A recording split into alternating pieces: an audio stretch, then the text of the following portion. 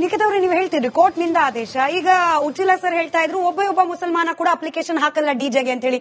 Court ವರ್ಗೂ ಹೆಂಗ್ ಹೋಯ್ತು ಹಾಗಾದ್ರೆ ಅದು? ಅಲ್ಲ, ಅದನ್ನ ನೀವು ನನ್ಗೆ ಕೇಳ್ತಾ ಇದೀರಿ. ಹೌದೌದು, ನಾನು ಕೋರ್ಟ್ ಆರ್ಡರ್ ಹೇಳ್ತಾ ಇದ್ದೀನಿ ಅಷ್ಟೇ ನಿಮಗೆ. ನಾನು ಕೋರ್ಟ್ ಆರ್ಡರ್ ಹೇಳ್ತಾ ಇದ್ದೀನಿ. Karnataka high court state level ban, ಗೊತ್ತಾಯ್ತಾ? ಅದನ್ನು ನ್ಯಾಯಾಲಯಕ್ಕೆ ಕನ್ವಿನ್ಸ್ ಮಾಡಬೇಕಲ್ಲ ಸರ್ಕಾರ.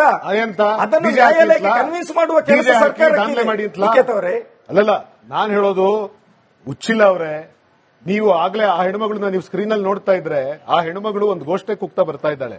ಅವಾಗ ಇನ್ನೂ ಯಾರು ಕಲ್ಲು ಬಿಸಾಡಿರ್ಲಿಲ್ಲ ಅಥವಾ ಆ ಪೊಲೀಸ್ನವರು ಹೊಡೆದಿರಲಿಲ್ಲ, ಏನೋ ಶಾಂತವಾಗಿ ನಡ್ಕೊಂಡ್ ಬರ್ಬೇಕಾದ್ರೆ ಅಲ್ಲಲ್ಲ, ಘೋಷಣೆ ಕೂಗುವಾಗ ಕಲ್ಲೆಸೆತ ಆಗಿತ್ತು, ಪೊಲೀಸ್ ಹೊಡೆದಿರಲಿಲ್ಲ. ಅವಾಗ ಅವಳ ಘೋಷಣೆ ಏನ್ ಗೊತ್ತಾ? ರಹೀಂ ಉಚ್ಚಿಲ ಅವರೇ ಮಾಡಿಸಿರೋದಂತದ್ದು ಬಿಜೆಪಿ ಅವರು. ಒಂದ್ ನಿಮಿಷ ಇರೋಣ. ನೋಡಿದ ತಕ್ಷಣ ಜೋಶ್ ಬರುತ್ತೆ ಈ ವೇಷಧಾರಿ ಹಿಂದೂಗಳಿಗೆ.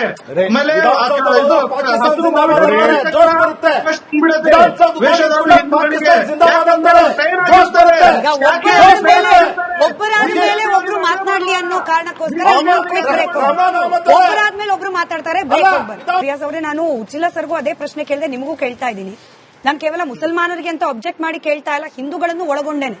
ಯಾವುದೋ ಧರ್ಮದ ಪ್ರೊಸೆಷನ್ ಹೋಗುವಾಗ ಇನ್ನೊಂದು ಧರ್ಮದವರಿಗೆ ಯಾಕಪ್ಪ ಅದು ಅಬ್ಜೆಕ್ಟ್ ಆಗಬೇಕು? ಯಾಕೆ ಮಸೀದಿ ಮುಂದೆ ಹೋಗುವಾಗ ಲೌಡ್ ಸ್ಪೀಕರ್ ಇದ್ರೆ ಕಡಿಮೆ ಮಾಡಬೇಕು? ಯಾಕೆ ಡಿಜೆ ಡ್ಯಾನ್ಸ್ ಅನ್ನ ಸ್ಟಾಪ್ ಮಾಡಬೇಕು? ರಸ್ತೆ ಮೇಲೆ ತಾನೇ ಹೋಗ್ತಾರೆ, ಮಸೀದಿ ಒಳಗೇನ್ ಬರೋದಿಲ್ವಲ್ಲ? ಯಾರಾದ್ರೂ ಅಬ್ಜೆಕ್ಟ್ ಮಾಡಿರೋದು ವಿಡಿಯೋ ಇದೆ ಮೇಡಮ್ ನಿಮ್ಮ ಹತ್ರ?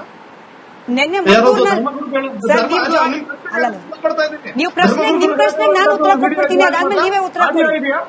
ಆಡಿಯೋ ಇದೆಯಾ? ಅಲ್ಲ, ನೀವು ಕೇಳಿದ್ರಿ ಅದಕ್ಕೆ ಉತ್ತರ ಕೇಳಿಸ್ಕೊಂಡು ಮುಂದುವರ್ತೀನಿ. ಇದು ಅಪಪ್ರಚಾರ ಮಾಡೋದು ಬೇಡ. ಇವರು ಬಿಜೆಪಿ ಅವರು. ನಾನು ಒಂದ್ ಮಾತು ಹೇಳ್ತೀನಿ ನೋಡಿ. ನಮ್ಮ ಮಸೀದಿ ಎದುರುಗಡೆ ಮೆರವಣಿಗೆ ಬರಲಿ, ಮುಸಲ್ಮಾನರು ಪಡಿಸಿಲ್ಲ. ಈ ಬಿಜೆಪಿ ಅವರಿಗೆ ಏನ್ ಗೊತ್ತಾ, ನಲ್ಕವನ್ನಾಗಿ ಮಾಡ್ಬೇಕು. ನಾವು ಮುಸಲ್ಮಾನರು ಇರಬಾರ್ದು. ಅವರಿಗೆ ಮುಸಲ್ಮಾನರನ್ನ ಬಂಡವಾಳವನ್ನಾಗಿ ಮಾಡಿಕೊಂಡು ಅವರು ಈಗ ನೋಡಿ ಮಸೀದಿ ಬಂದ ತಕ್ಷಣನೇ ಇವರು ಕಾರ್ಯಕರ್ತರಿಗೆ ಜೋಶ್ ಬಂದ್ಬಿಡುತ್ತೆ. ಹಸಿರು ಬಾವುಟ ನೋಡಿದ ತಕ್ಷಣನೇ ಜೋಶ್ ಬಂದ್ಬಿಡುತ್ತೆ. ಕೇಸರಿ ಬಾವುಟ ಕಿತ್ತಿದಾನ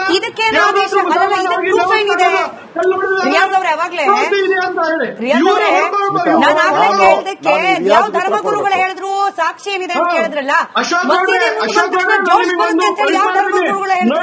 ಮುಸಲ್ಮಾನರ ಜೀವನ ನರಕ ಮಾಡ್ಬಿಟ್ಟಿದ್ರ ನೀವು. 17% ಮುಸಲ್ಮಾನರು ಹಿಂದೂ ಅಂತ ಹೇಳಿ ನಿಮ್ಮ ಪ್ರಧಾನಿ ಮುಖ್ಯಮಂತ್ರಿ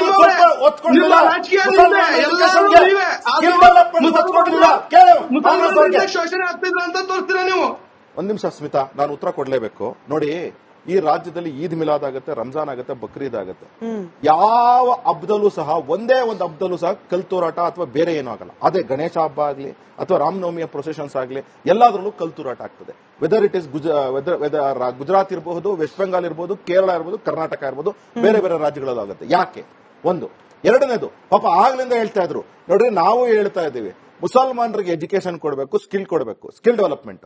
ನೀವು ಏನ್ ಮಾಡ್ತಿದ್ದೀರಾ ಅಂತ ಹೇಳಿದ್ರೆ, ಇಂತಹ ಒಂದು ಯಾವ ನೀಚ ರಾಜಕಾರಣನ ಕಾಂಗ್ರೆಸ್ ಅವ್ರು ಮಾಡ್ತಾರೆ, ಅದಕ್ಕೆ ನೀವು ಒತ್ತು ಅವ್ರಿಗೆ ಈ ರೀತಿ ಪ್ರೇರೇಪಣೆ ಮಾಡ್ತಾರೆ. ಯಾಕೆ ನೀಚ ರಾಜಕಾರಣ ಅಂತ ಹೇಳ್ತೀನಿ ಅಂದ್ರೆ, ಒಂದ್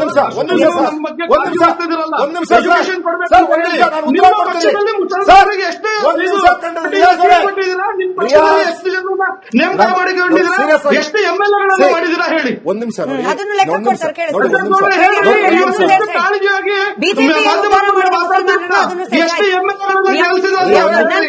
ನಿಮ್ ಪ್ರಶ್ನೆ ನಾನು ಕೇಳಿದೀನಿ, ಉತ್ತರ ಕೊಡ್ತಾರೆ, ಕೇಳಿಸ್ಕೊಳ್ಳಿ. ಅಶೋಕ್ ರಿಯಾಜ್ ಅವರೇ, ನೋಡಿ ಟೋಟಲ್ ಆಗಿ ಏನಂತ ಹೇಳಿದ್ರೆ, ನಿಮಗಿಂತ ಹೆಚ್ಚು ಕೆಲಸ ಬಿಜೆಪಿ ಮಾಡಿದೆ ಮುಸಲ್ಮಾನರಿಗೆ. ಎಕ್ಸಾಕ್ಟ್ಲಿ. ನಾನು ಕೊಟ್ಟು ಏನು ಮಾಡಿದ್ದೀರಿ ಮುಸ್ಲಿಂ ಸಮಾಜಕ್ಕೆ?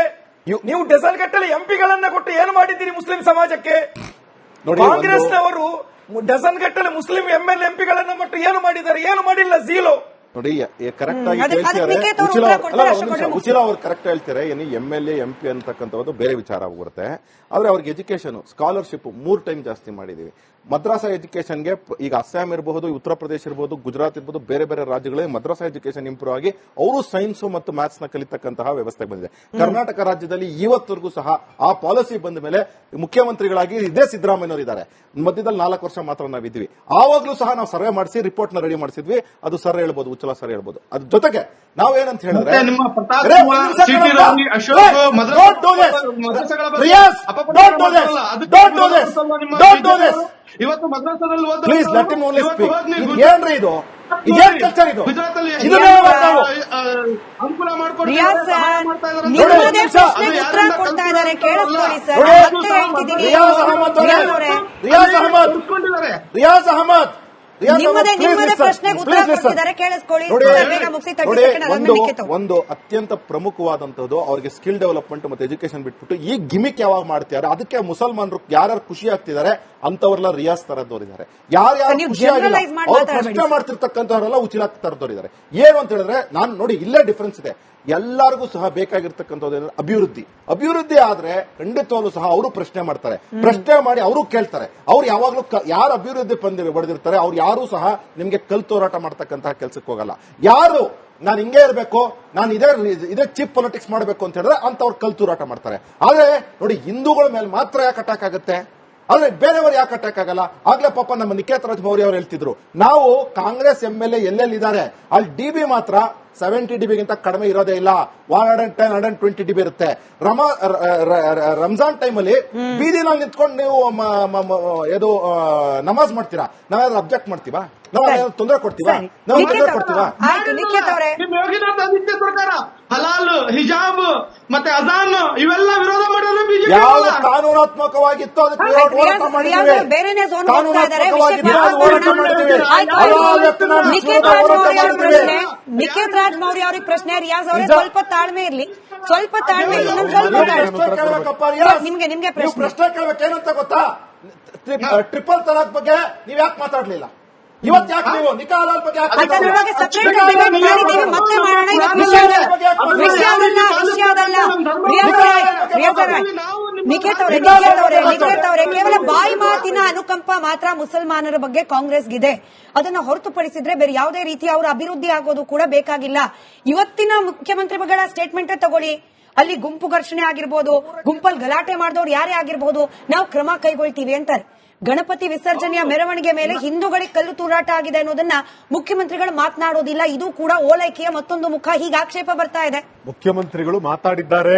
ನೀವು ಪ್ರೆಸ್ ಮೀಟ್ ನೋಡಿದಿರೋ ಇಲ್ಲೋ ಗೊತ್ತಿಲ್ಲ. ಪ್ರೆಸ್ ಮೀಟ್ ನಾನಂತೂ ನೋಡ್ಕೊಂಡು ಬಂದೆ. ಮುಖ್ಯಮಂತ್ರಿಗಳು ಏನ್ ಹೇಳಿದ್ದಾರೆ? ಪ್ರೆಸ್ ಮೀಟ್ ಪ್ರಸಾರ ಆಗಿದೆ ನಮ್ಮ ಚಾನಲ್ ಅಲ್ಲಿ. ನಾನು ನೋಡ್ದಲೇ ಇರೋದು ಪ್ರಸಾರ option ಇಲ್ಲ. ಇಲ್ಲ, ಯಾಕಂದ್ರೆ ಮುಚ್ಚಿಟ್ ಮಾತಾಡ್ತಾ ಇದ್ದೀರಿ. ನಾನು ಬಂದಿರೋ ಪ್ರಶ್ನೆ ನಿಮಗೆ ಕೇಳ್ತಿದ್ದೀನಿ ಸರ್. ಹೌದು, ನಾನು ನನಗೆ ಬಂದಿರುವ ಪ್ರಶ್ನೆಯನ್ನ ಆಯ್ತು, ನಿಮಗೆ ಅದಕ್ಕೆ ಉತ್ತರ ಕೇಳ್ತಾ ಇದ್ದೀನಿ, ಉತ್ತರ ಕೊಡ್ತೀನಿ ಕೊಡಿ, ಹೇಳಿ. ಮುಖ್ಯಮಂತ್ರಿಗಳು ಬಹಳ ಸ್ಪಷ್ಟವಾಗಿ ಹೇಳಿದ್ದಾರೆ, ಯಾರೇ ಈ ತರದ ಸಮಾಜದಲ್ಲಿ ಅಶಾಂತಿಯನ್ನು ಸೃಷ್ಟಿ ಮಾಡುವಂತ, ಗಲಭೆಯನ್ನು ಸೃಷ್ಟಿ ಮಾಡುವಂತ ಕಾರ್ಯವನ್ನ ಮಾಡಿದರೆ, ಅವನು ಹಿಂದೂ ಆಗಿರ್ಲಿ, ಅವನು ಮುಸಲ್ಮಾನ ಆಗಿರ್ಲಿ, ಅವನು ಯಾರೇ ಆಗಿದ್ರು ಕೂಡ ಅವನ ವಿರುದ್ಧ ಕಾನೂನು ಕ್ರಮ ತಗೊಳ್ತೀವಿ, ಅವ್ರನ್ನ ಒಳಗೆ ಹಾಕ್ತೀವಿ ಅಂತ ಬಹಳ ಸ್ಪಷ್ಟವಾಗಿ ಹೇಳಿದ್ದಾರೆ.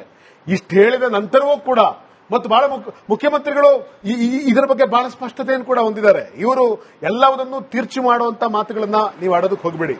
ಯಾಕೆಂದ್ರೆ ಬಹಳ ಸ್ಪಷ್ಟವಾಗಿ ಇವತ್ತು ನಡೆದಿರೋ ಘಟನೆ ಮಾತ್ರ ಅಲ್ಲ. ಆಗ್ಲೇ ನಾನು ಅದಕ್ಕೆ ಉತ್ತರ ಕೊಡಬೇಕು. ನಮ್ಮ ಬಿಜೆಪಿ ವಕ್ತಾರರು ಮಾತಾಡ್ತಾ ಹೇಳ್ತಾ ಇದ್ರು, ಈ ನೀಚ ಕಾಂಗ್ರೆಸ್ ಸರ್ಕಾರ, ಮತ್ತು ಆ ಕಡೆ ಉಚ್ಚಿಲರು ಮಾತನಾಡ್ತಾ ಹೇಳ್ತಾ ಇದ್ರು ಕಾಂಗ್ರೆಸ್ಸಿನ ಮೇಲೆ ದಾಳಿ ಮಾಡ್ಕೊಂಡು. ಬಹಳ ಮುಖ್ಯವಾಗಿ ನೀವು ಕೇಳಿದ್ರಿ ಅವ್ರಿಗೆ ಪ್ರಶ್ನೆ, ಕಾಂಗ್ರೆಸ್ ಏನ್ ಮಾಡಿದೆ ಹಾಗಾದ್ರೆ ಮುಸಲ್ಮಾನರಿಗೆ ಅನ್ನುವಂತ ಮಾತುಗಳನ್ನ ಅವರು ಕೂಡ ಮಾತಾಡ್ತಾ ಇದ್ರು. ಅಲ್ರಿ, ಬಾಬಾ ಸಾಹೇಬ್ ಅಂಬೇಡ್ಕರ್ ಬಹಳ ಸ್ಪಷ್ಟವಾಗಿ ಹೇಳಿದ್ರು ಏನು ಅಂತಂದ್ರೆ, political power is the key for all the powers. ಎಲ್ಲಾ ಸಮುದಾಯಗಳಿಗೂ ಕೂಡ ರಾಜಕೀಯ ಅಧಿಕಾರವನ್ನು ಕೊಡಬೇಕು. ಕಾಂಗ್ರೆಸ್ ಎಷ್ಟೋ 10, 11, 12 ಜನರಿಗೆ ಟಿಕೆಟ್ ಕೊಡುವಂತ ಕೇಳ್ರಿ.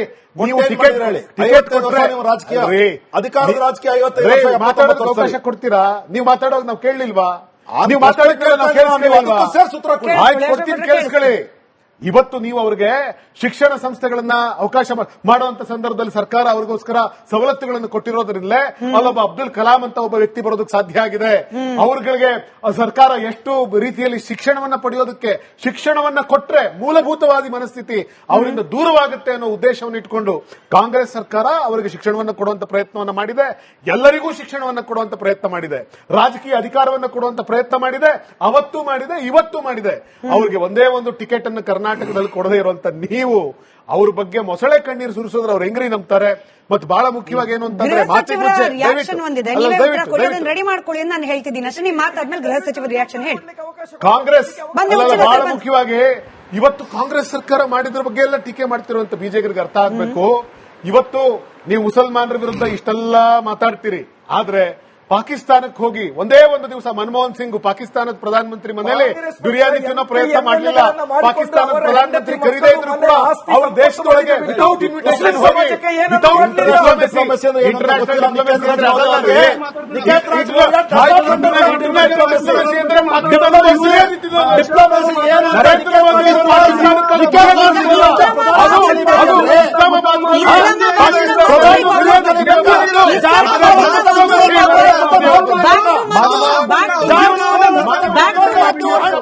ಗೃಹ ಸಚಿವರ ಸ್ಟೇಟ್ಮೆಂಟ್